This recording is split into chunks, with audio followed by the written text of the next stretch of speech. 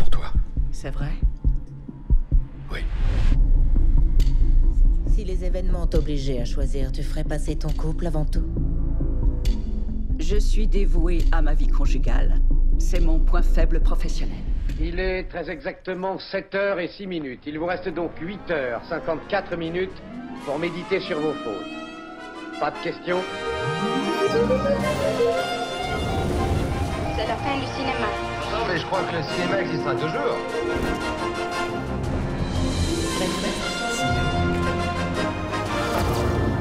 Vous seriez pas dans le cinéma, vous? Breakfast Ciné Club. Breakfast Ciné Club. Bonjour à toutes et à tous, j'espère que vous allez bien, j'espère que vous êtes confortablement installés dans le bien-être de vous-même parce que c'est important. Bienvenue dans ce nouvel épisode de notre podcast, le Breakfast Ciné Club, où nous explorons cette semaine The Insider, ou plutôt ce mois, The Insider, le dernier thriller d'espionnage de Steven Soderbergh. Et donc c'est un réalisateur polyvalent, connu pour des œuvres telles que la trilogie des Oceans, ou encore No Sudden Move. Il nous offre ici un récit intense, un film qui met en vedette Michael Fassbender dans le rôle de George Woodhouse et Kate Blanchett en tant que Catherine St. John. C'est un couple d'agents secrets, voilà. Donc ils sont confrontés à la suspicion et à la trahison. Donc c'est un casting qui est complété par René Jean Page, Naomi Harris, Pierce Brosnan. The Insider sortira donc en salle le 12 mars 2025. On va en parler avec les copains Marie Palot et Joe Hume, et nous sommes également accompagnés d'Axel Cadieux, rédacteur en chef de SoFilm. Ça Il a fait une telle, comment il sait? Comment il sait, Pierre? En fait, je vois un peu dans le futur, tu sais. C'est un peu ça. Bref, les amis, on est parti pour le Breakfast Ciné Club.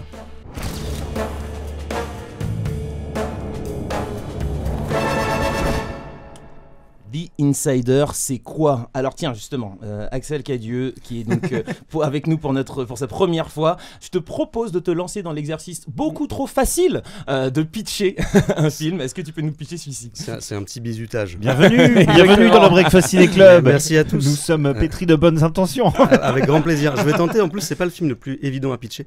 Mais pour essayer de faire court, en gros, on a donc un agent britannique interprété par Michael Fassbender, qui est mis au parfum du fait qu'il y a une trahison dans son équipe, dans son agence. Il reçoit une liste de noms, la taupe est parmi ces gens-là, et parmi ces gens-là, il se trouve qu'il y a sa femme, Kate Blanchett. Donc il va enquêter. Qui fait le même métier que lui. Voilà. C'est un couple d'agents secrets. Et donc il va enquêter durant tout le film, et puis on va enquêter avec lui pour savoir qui est la taupe, et puis au passage, évidemment, ça va être l'occasion de sonder un peu ce qu'est ce couple et ce qui fait ciment de ce couple. Exactement. C'est super bien pitché. Super bien pitché. Faut dire que pendant 10 minutes avant l'émission, il dit c'est chaud de pitcher. Il l'a sorti en mode. J'ai eu 10 minutes pour y réfléchir.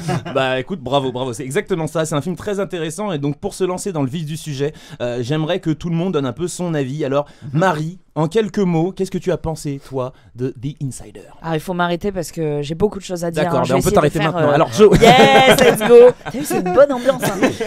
J'ai pris d'abord une leçon d'élégance. Ok, costume, décoration, jeu d'acteur, tout est sublime. J'ai adoré la dynamique entre les personnages. Ça m'a fait penser à une sorte de Cluedo qui sort un petit peu de son plateau de jeu, de son huis clos. Et ce qui est fou, c'est que je n'ai pas défocalisé mon attention des personnages. Ils sont tous brillants, hyper perspicaces, vifs d'esprit. On sent qu'ils sont alertes, intelligents.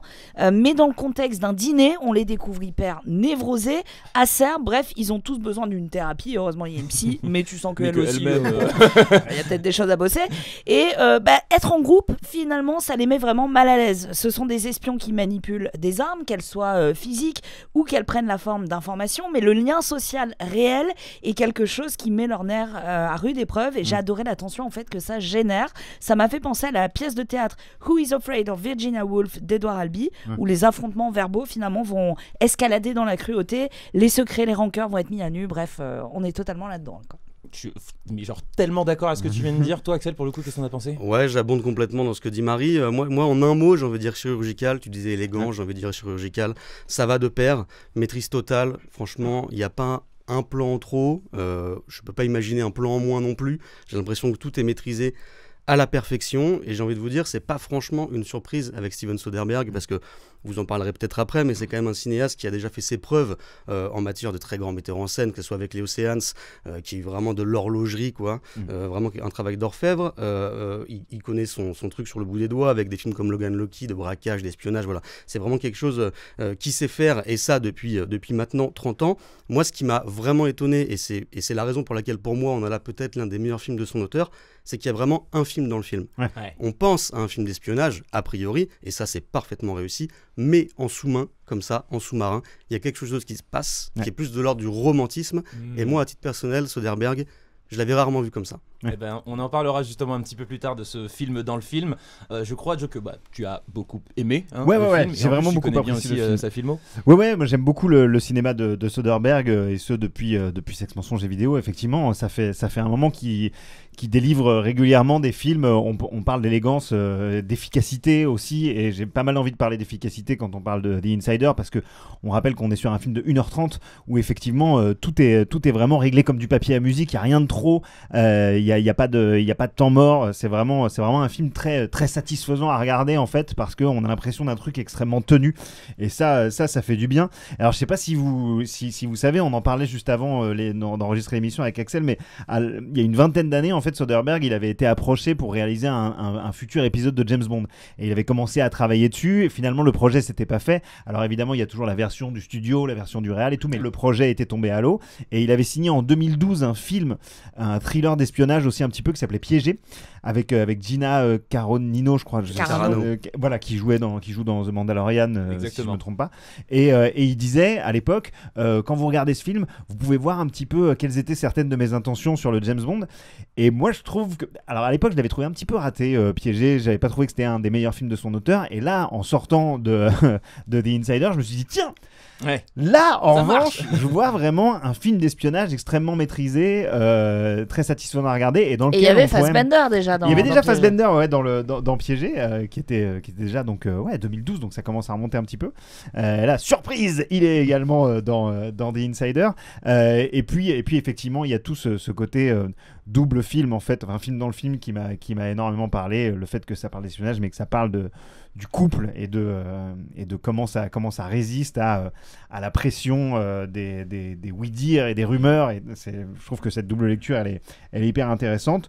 Donc voilà, un casting en plus hyper solide pour incarner tout ça. C'est un très gros oui pour ma part. Un super casting. Moi de mon côté, j'ai été surtout bluffé par la qualité des dialogues et du scénario. Alors donc on peut remercier donc David Koepp pour ce sublime scénario. Donc vous le connaissez, ou si vous ne le connaissez pas, vous connaissez au moins son travail. Alors je vais faire une petite liste en tout cas de mes préférés. Alors on a du coup Jurassic Park, le premier et le deuxième. De Spielberg. On a également Mission Impossible, le premier de Palma. Spider-Man de monsieur Sam Raimi. On a aussi La Guerre des Mondes de Spielberg également. Et petite mention aussi spéciale sur les Ange et Démons et Inferno de Ron Howard, que j'avais particulièrement kiffé. Mais des masterclass super bien écrits, quoi. C'est pas la première fois qu'il bosse avec Soderbergh. Troisième. Voilà, c'est le troisième. Il y avait Kimi il y a quelques années, et puis son précédent Présence, sorti en France il y a 2 mois. Et en fait, voilà, je pense qu'il y a donc évidemment, vous avez compris, hein, on est sur quelqu'un qui est très très fort. Donc c'est une association de génie de l'écriture et de la mise en scène, et je vous propose les copains de s'écouter un petit extrait là rapidement. Des innocents mourront par milliers. Ok, une semaine. Qui est le suspect? Ta femme. Je sens quand tu m'observes. Désolé. J'aime ça. Breakfast Ciné Club. Alors ouais, vraiment là ce qu'on entend c'est vraiment pour moi le point fort du film, à savoir la relation du duo entre George et Catherine, si je me souviens bien, interprétée par Michael Fassbender et Cate Blanchett. Je sais pas si d'ailleurs de mémoire s'ils avaient déjà tourné ensemble dans d'autres films. Là comme ça me revient pas. Je crois pas. Et en les voyant, peut-être que ça me reviendrait, parce qu'en les voyant là comme ça, je me suis dit qu'il y avait comme une sorte d'évidence, parce que je trouve que tous les deux représentent une certaine classe dans leur sexe respectif, créatifs, ils ont un peu en plus le même genre d'emploi. Enfin, je trouve qu'ils sont vraiment super. Et à travers eux, à travers ce couple vraiment au centre du récit, je trouve qu'on a un Soderbergh voilà, qui revient en pleine possession de ses moyens. Après, je crois que c'était en 2017, plusieurs fois Soderbergh il a dit qu'il prenait sa retraite et puis finalement il revenait, il était genre il y a un truc qui s'appelle l'iPhone 7, j'ai envie de faire un film avec, donc finalement je vais faire un film, j'ai envie de faire tel projet. Mais c'est vrai que depuis 2017, même si moi j'ai toujours énormément d'admiration et de respect pour le travail de Soderbergh, il y avait des projets que je trouvais moins aboutis, moins excitants en tout cas en ce qui me concerne. C'était pas toujours concluant quoi. Et là vraiment j'ai retrouvé le Soderbergh que j'aime, avec, comme tu disais Axel, des trucs, des nouveaux territoires un petit peu explorés. Il y a vraiment une mécanique de précision dans l'écriture, dans la mise en scène, qui est au service d'un film d'espionnage. On va finir par l'aborder vraiment ce sujet, qui nous semble classique, mais qui est néanmoins redoutablement efficace. Ça, il y a rien à dire là-dessus. Et puis cette affaire d'espionnage, donc, elle est surtout vectrice de toutes les obsessions qui ont toujours irrigué la carrière de Soderbergh, à savoir le mensonge, les faux semblants, depuis les tout débuts, et toutes ces nuances qui définissent en fait ce concept qu'est le couple. Et donc le film tient sur son fil et boucle son histoire en 1h30, il n'y a pas de temps mort, c'est un peu comme une pièce de théâtre effectivement. Totalement. On pense pas mal à Agatha Christie aussi, je trouve, et puis la mise en scène est limpide, il n'y a pas d'esbrouf, et effectivement cette histoire d'amour où on est un peu sur une sorte d'anti Mr. et Mrs. Smith, quoi, tu vois. C'est vraiment le couple, tous les pièges du couple d'espions dans lequel le film pourrait tomber. Ça danse pas la salsa.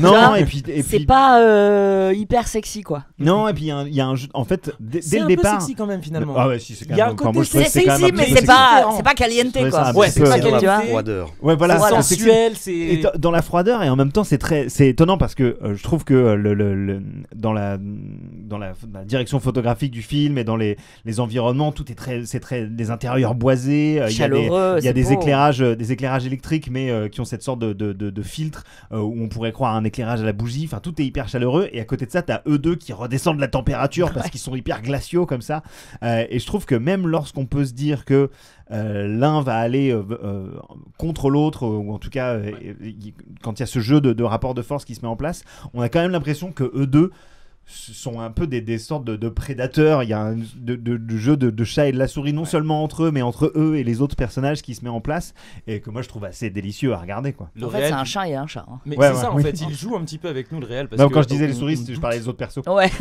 On finit par douter tout le long, on ne sait pas, et on finit par comprendre finalement ce qui se passe, qu'à la fin, et c'est ce qui marche vachement bien. Donc ouais, en effet, la mise en scène, elle est forte. Moi, donc en effet, je suis d'accord avec vous, pièce de théâtre anglaise, j'étais à 100% dedans. J'ai même eu un petit moment où l'impression de voir certains éléments qui me faisaient penser à la réalisation d'un Guy Ritchie avec un film comme The Gentleman que j'avais personnellement beaucoup aimé. Je sais que toi, Axel, on en parlait un peu plus tôt, que tu avais vraiment cette impression d'avoir donc un film d'espionnage qui est un prétexte pour finalement être un film d'amour. Ouais, bah en fait, je pense, je suis même sûr d'ailleurs que Soderbergh avoue, comme beaucoup de cinéastes, pas mal d'amour à un autre cinéaste qui s'appelle Alfred Hitchcock, pour ne pas le présenter. Et évidemment, le grand truc d'Hitchcock, c'était ce qu'on appelle, qui a été théorisé depuis, qui s'appelle le MacGuffin. En gros, je fais croire au spectateur que je fais un film d'action, que je fais un polar, que je fais un thriller, que je fais un film d'horreur, et en fait, je fais tout autre chose. Et là, c'est exactement ça, quoi.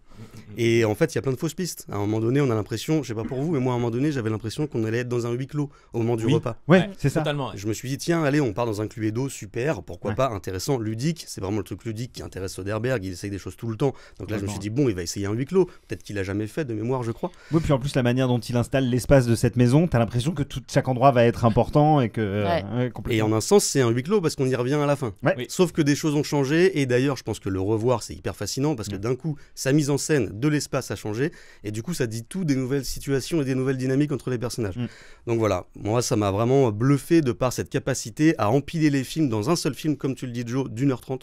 Ce qui est quand même assez fou, parce qu'un film de 3 heures, on peut comprendre, sur une fresque, on peut entendre. Il y a des hauts, des bas, des passages à vide, c'est normal. Sur un film d'1h30, normalement, ça va tout droit. Simultanément, ça va tout droit, et en même temps, ça va dans plein de directions différentes, quoi. J'appuierai également sur ce que tu dis au petit jeu des références. Je pense qu'il y a un auteur de théâtre auquel Soderbergh n'est pas insensible, et que ça se sent aussi pas mal dans ce film, c'est Harold Pinter, qui est un auteur britannique qui parle du couple tout le temps. Et en fait, fait, ces pièces de théâtre ont cette particularité d'être des joutes, en fait. Oui.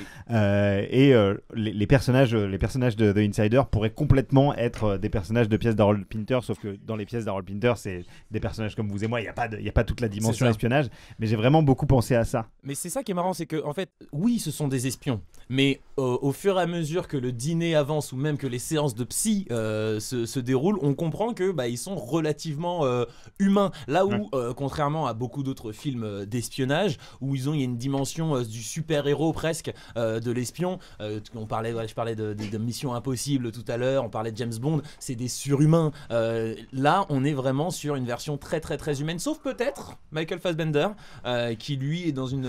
il me fait un peu penser à Spock à certains passages. Genre sans il a ce côté émotion. un peu, enfin pas autiste, mais très comment dire, focus sur le souci du détail et sur. Oui, mais même quand on comprend aussi certains éléments de son passé par rapport à son père, des trucs comme ça, on se dit oui, il est assez particulier ce monsieur, mais on s'attache profondément aussi à lui. Ce que je trouve vraiment intéressant, c'est que, je sais pas pour vous, mais moi, dès le début, je me dis, ils sont tellement froids qu'en fait, il va pas hésiter à aller trahir sa femme. Parce qu'en fait, son boulot, tel peut être un James Bond, quoique, on va pas passer dans la psychologie de James Bond, mais bon, en tout cas, on se dit, il va pas hésiter. Et alors même qu'il trouve, on va pas en trop en dévoiler, mais alors même qu'il trouve certains indices, toi en tant que spectateur, tu te dis ok, il est en train d'aller dans la direction qui va peut-être éventuellement démasquer sa femme. Alors qu'en fait, c'est un peu tout l'inverse qu'il fait. C'est-à-dire qu'en fait, il a un temps d'avance sur le spectateur et il est même déjà dans sa tête en train de trouver comment l'innocenter et lui-même se convaincre qu'elle n'a probablement rien fait. Donc en fait, voilà, c'est hyper bien écrit, quoi. Et on se termine avec un plot twist absolument génial. Toi, je sais que tu avais beaucoup aimé, Marie, ce couple Blanchett-Fassbender. Ah, je les ai adorés parce que tu es avec nous, J'ai ressuscité entre-temps. Et en fait, on les voit s'aimer avec énormément de distance, de froid, de contact physique hyper félin. Je sais pas, ils ont une dynamique assez étrange. Il y a un moment, en fait, sans trop spoiler, elle s'allonge hyper sensuellement sur le lit. Elle lui dit en miaulant une supplique, tu sais ce dont j'ai besoin. Et là, elle lui lâche un gratte-moi le dos. Mais c'est marrant, c'est oui. vraiment. Il y a des moments où effectivement, ça vient complètement te cueillir, où tu t'attends à un truc, où tu attends qu'il y ait une escalade dans la sensualité, et sinon c'est gratte-moi le dos. Quand tu parlais de chat, on y est, quoi. Mais c'est tout le long du film d'ailleurs. Hein. T'as un build-up et un drop. C'est comme un peu une sorte de musique électro. Tu as vraiment ce build-up qui va se faire au fur et à mesure et on retombe. Tu imagines certaines scènes d'action qui vont être dans des explosions, des trucs. Et en fait, on retombe très très vite avec une punchline, et ça marche super bien. Ça marche énormément. Et d'ailleurs, un des autres personnages secondaires dit à un moment, je croyais vraiment que t'étais humain pendant un moment. Et c'est vraiment ça, parce qu'on se dit, ils s'aiment comme deux aimants qui ne se touchent pas.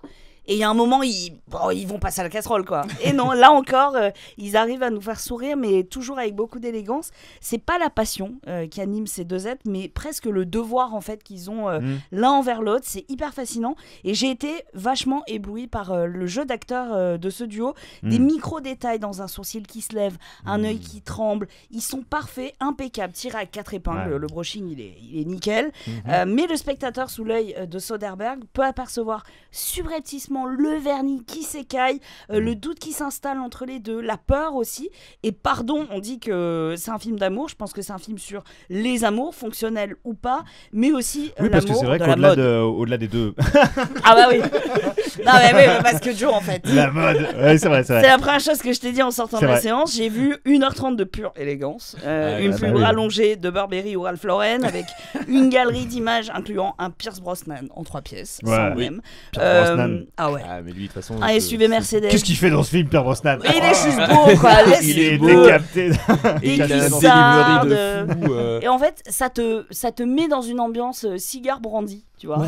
Et ça fait du bien. Moi, j'en vois encore pitié, quoi. Non, mais c'est intéressant que tu parles des amours, parce qu'effectivement, on parle beaucoup du couple central du film depuis le début. Mais à côté de ça, il y a aussi toute une étude de mœurs qui se fait à travers tous leurs collègues, qui sont des couples dysfonctionnels. Et petit à petit, tu te dis, mais ce couple-là, celui de Blanchett et Fassbender, il fait partie de ces couples pété comme tous les autres, alors qu'en fait non, c'est vraiment pas tout ça. D'ailleurs, ils travaillent tous dans un truc qui s'appelle l'agence. Parfois, on pourrait presque croire à 10%, quoi. Il y a un truc un peu de l'amour. Ils ont tous des histoires les uns avec les autres, et il y a ça aussi dans le film. En fait, je trouve que ça participe d'une chose qu'on a un peu moins évoquée, c'est l'humour du film. Qui au début commence de manière hyper froide, effectivement. Marie, tu dis qu'au fur et à mesure le vernis s'écaille, et c'est à ce moment-là que tu te dis non, mais en fait c'est presque un peu du burlesque, quoi. Il y a des moments, des trucs qui peuvent vraiment faire marrer, quoi.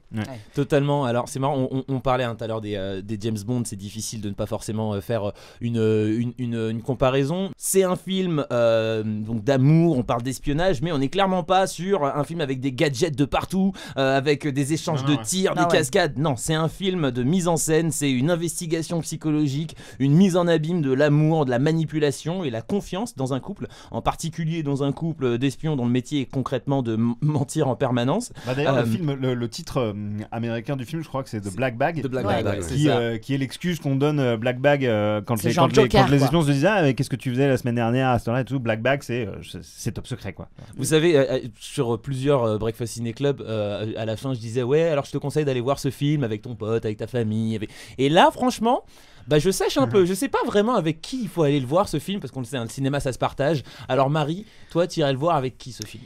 J'ai pensé à mes parents parce que je sais qu'ils vont adorer l'humour très british, pince sans rire, etc. Mais sinon seul, en fait j'ai kiffé de voir ce film solo. Sympa pour moi qui était t'étais juste derrière avec toi, quoi. T'étais vraiment sur la rangée derrière parce que je voulais pas. Tu ne comptais pas, Joe. Il y avait Michael Fassbender en face. Mais je le prends très bien. Mais je sais que le cinéma en fait c'est une expérience sociale pour beaucoup. Il y a beaucoup de gens qui osent pas aller au cinéma seuls, et pourtant savoir apprécier un film en solo, je trouve que c'est vraiment sans pareil. Donc c'est pas un film qui vomit des émotions, qui fait péter des bombes et des flingues à tout bout de champ comme tu le disais. Et ce serait dommage d'ailleurs s'il le faisait. Ce serait vraiment dommage. En fait c'est un film tout en délicatesse, on s'ennuie pas, il faut le voir comme un cocktail qu'on va siroter tout seul dans un bar raffiné. Et surtout, ce que tu dis, les bombes machin, il l'a déjà fait, Soderbergh.